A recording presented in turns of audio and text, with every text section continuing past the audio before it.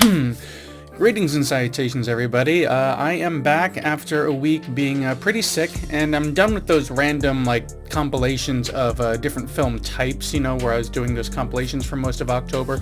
Going back to either single films or a franchise as a whole, rather than mixing it all up. And this one I'd planned for a while, but I'd wanted to do a revisit first. And when my car was out of commission, which has been one hell of a month, and I was stuck at home, I went ahead and got around to it, and this is for the Firefly Trilogy. No, not that Firefly Serenity thing. The Firefly family, those crazy killers in the Rob Zombie trilogy, which he started with his directorial debut with House of a Thousand Corpses, continued with The Devil's Rejects, and then concluded, or at least, seemingly concluded with Three from Hell about 6 years ago at the time of this video. So yeah, spanning about 16 years total from the release of the first film to the last. This is a pretty interesting franchise of films that many of them kind of feel different from each other within it. So much so that my opinions for different films within this franchise had changed wildly over the years. But at any rate, beginning with House of a Thousand Corpses, we have this group of four people kind of driving cross country, checking out little roadside attractions and back roads and everything. We get a pre-Talking Dead Chris Hardwick here, as well as a pre-The Office Rainn Wilson, as two of our group, within our group, who stop at this gas station, which also has a roadside attraction about murderers as well. And it also has this snazzy kind of gift shop, kind of like a mix between a Cracker Barrel meets Dysfunctional Grace, a local shop, which I'll put a link to in the description, so be sure to check that out. But they get a flat, they need help, and end up running into trouble with this Firefly family, who really poses like they are going to help them out. But this family consists of Bill Moseley of Texas Chainsaw Massacre 2 fame as Otis, as well as many other roles before and especially since. Rob Zombie's wife Sherry Moon as Baby, and Karen Black as Mama, just to name a few in this family. Now, they're definitely weird, to say the least. Sherry Moon's character, Baby, is very flirtatious, has a very high-pitched voice, which you especially hear whenever she just starts maniacally laughing about something. And you just know from their entire interaction meeting this family that something isn't right. Things are going to most likely go bad. Now, this feeling was first set in motion just with our opening, taking place at that roadside attraction run by Captain Spaulding, who is played by Sid Haig as this clown who sells fried chicken. Sid Haig had actually, I believe, come out of retirement for this role. But there's an attempted holdup, which the victims of the holdup, end up being the ones who stop it in a very extremely violent way. So seeing this altercation and how quickly things go south, you kind of know what to expect with the overall tone and sketchiness of some of these characters right off the bat. We know this is going to be a very violent and brutal film, if just stopping a robbery is going to give us a scene like that. But before we continue, in case you're watching this and you're just curious about these films but haven't seen them yet, I will leave out any really heavy spoilery detail until we get a little bit closer to the end. But let's just say that these films, to give you an overall understanding of what to expect, there's definitely some heavy inspiration, in my opinion at least, from Texas Chainsaw Massacre and The Hills Have Eyes. The situation, the time frame, and in some of that overall look. But on top of that, we have a very heavy-handed Rob Zombie aesthetic. If you've seen any White Zombie or Rob Zombie videos, a lot of that style and imagery and editing is represented very well here. It gives a lot of pizzazz and energy to a story, which if you went for a more straightforward kind of approach of telling it, could come across as a bit basic if handled by another filmmaker, especially another first-time filmmaker. But he really put a lot of energy behind this one. Now, back in the day, I'd heard that Rob Zombie was making a horror film, and I just really wasn't interested. Nothing against it, I just didn't care, really. But then I was at this local nightclub, the Castle, and a DJ was playing this film up on the big screens. He's playing House of a Thousand Corpses. And, while he was doing his set, and I'm sitting there on a couch kind of behind one of those screens and watching it kind of in reverse with seeing reverse subtitles even. And I just got pulled in really well. All those visuals and everything, and just seeing how strange the story was as it was unfolding. It really piqued my interest, and checked it out, and I was definitely surprised by it. The pace, the story, the violence and gore, the cruelty of this family as they bring this group in, toy with them, pose to be helping them, and then things turn very violent. It definitely reminded me, like I said, of that Texas Chainsaw Massacre, but a step further, more going on and a lot more energetic as well.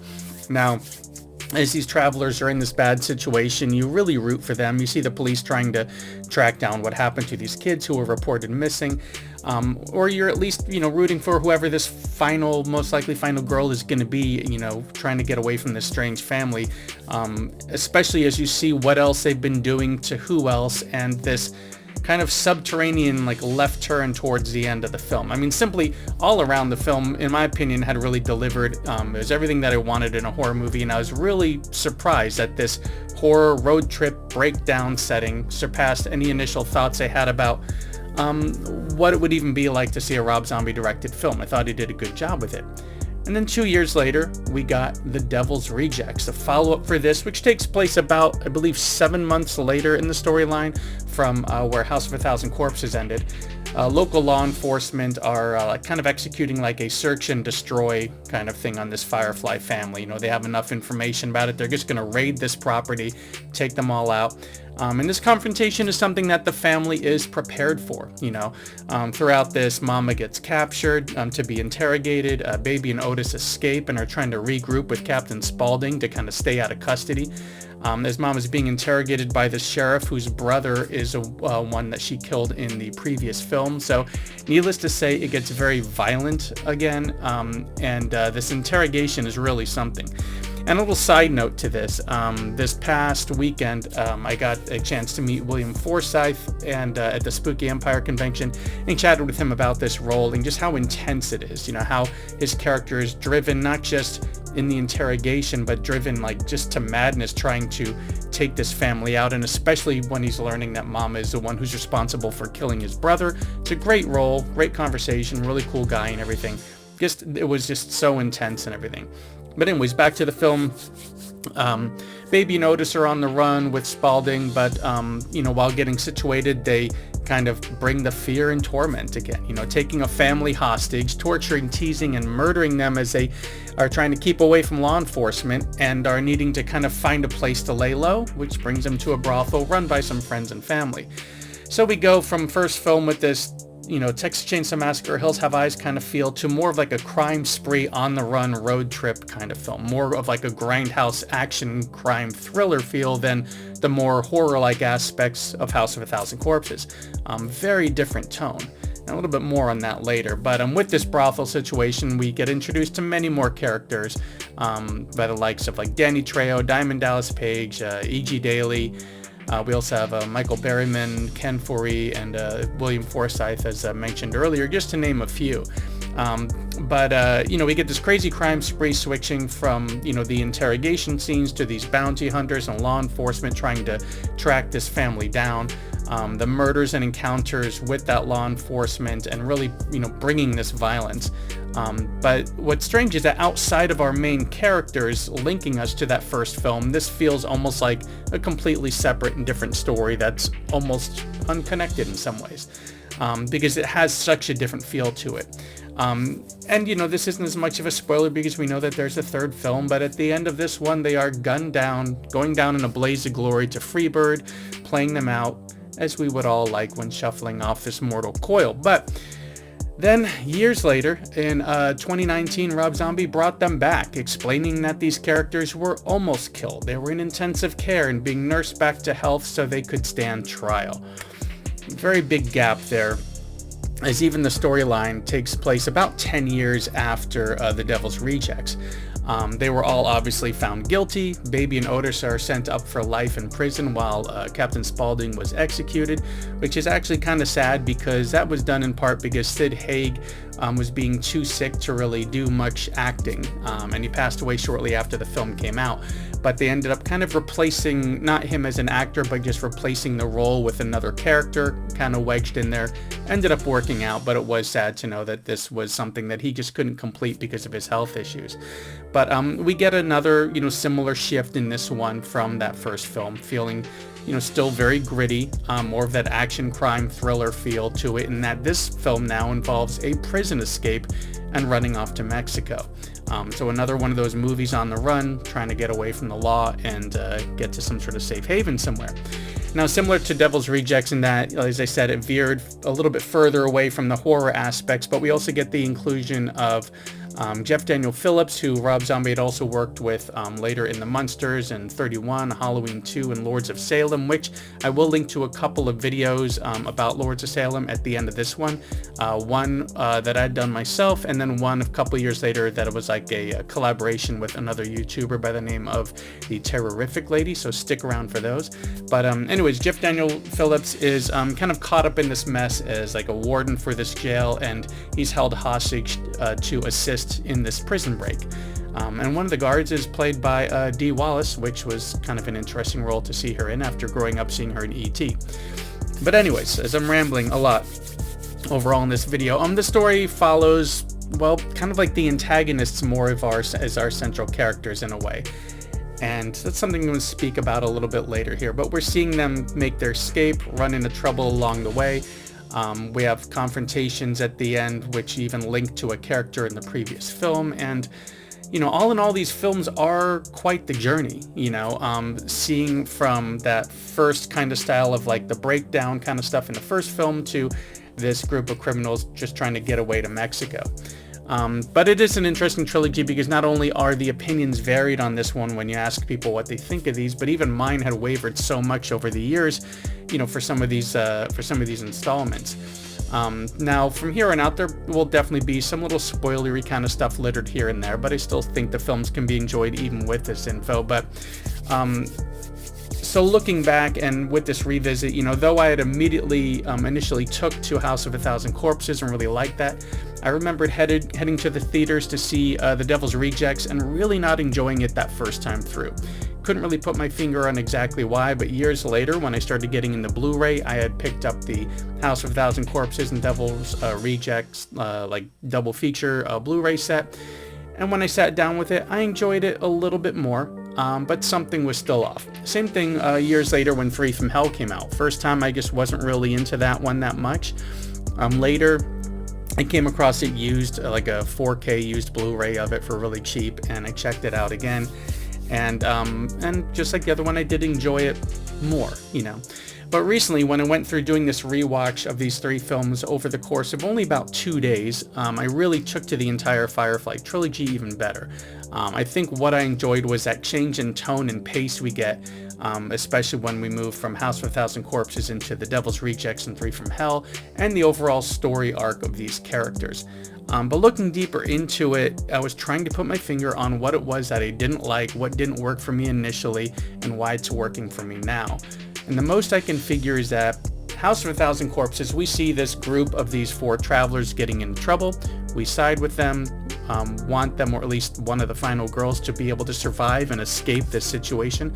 But we're left with her being recaptured and having a real, horror-filled ending to all this. Getting into Devil's Rejects, we have this sheriff out for revenge, law enforcement trying to take out the Firefly family and bring justice, as well as the kidnapped family at the hotel, who we're also kind of siding with. But slowly, most of them are all taken out. Our sheriff and several members of law enforcement, the family being tortured, mocked, and killed off. Even bounty hunters being taken out, eventually throughout this story. And a lot of characters at this brothel who we were introduced to and shown a little bit about their lives and seeing them partying, people just getting taken out. Now, these characters are terrible people, and this carries over into Three from Hell as well, as they take out everyone in their path. They are murderous psychopaths. But it's like we're introduced to characters who we are supposed to be, they're supposed to be our protagonists, we're supposed to connect with them, but the antagonists keep winning.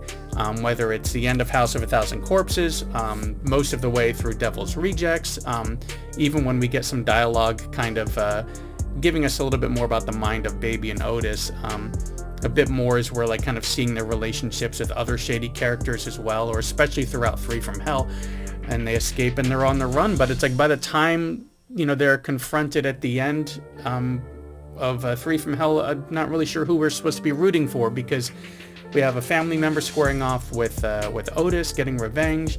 Everyone who we should be sided with has been taken out along the way, and I finally put my finger on it. It reminds me a little bit of the film Heat. Yes, the Michael Mann film. It's about the best way I can describe it in this long, rambly kind of description here, is that, so in the movie Heat, we have thieves and cops, and we like both groups for different reasons. The thieves are doing something wrong. You know, they're breaking in, they're beating people up, stealing money, getting like the wrong person in their crew who kills some people off, and so on. But we're let in on some aspects of their lives where we are stuck not wanting them to get caught. But at the same time, we also are learning about these cops, stuff about their lives and their situation, and we kind of want them to succeed. So it's like, which one's the antagonist and which one's the protagonist? How do you swap back and forth between them? Now, of course, criminals in, you know, and it felt like this was something that they were trying to do with these films, especially as we get into Devil's Rejects, or at least a good chunk past the middle of that film. Now, they're criminals, but in something much more worse than being thieves.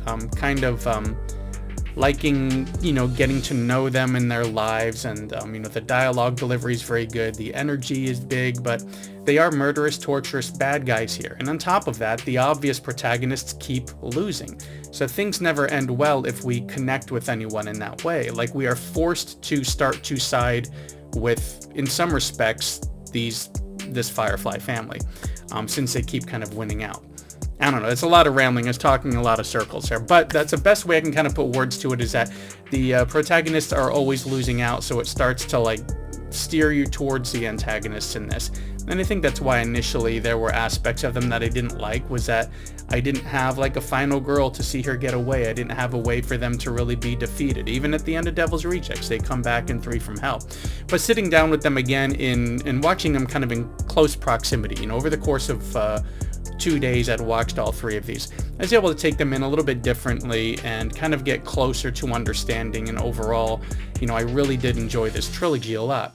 Now, I haven't heard anything about a fourth film, but I could see them trying to add something else to the end for these characters, you know, give them another film. But even without that, I feel like these three can be a lot of fun. We have that Texas Chainsaw Massacre, Hills Have Eyes kind of, you know, road trip turned into breakdown horror show, followed by the crime spree, on the run, seeming death, and then ending up with a prison break and running for the border aspects on this really long journey for this Firefly family, which for me works really well, and I feel that they are all actually more than worth checking out. And speaking of checking out, thanks for checking out my latest very rambly video this time, as it's been a while since I made one of these. As I kind of return to these kinds of videos for the Firefly Trilogy, which at the time of this video is available on, they're kind of split up a little bit. House of a Thousand Corpses and Devil's Rejects, I believe, are on HBO and paid rental.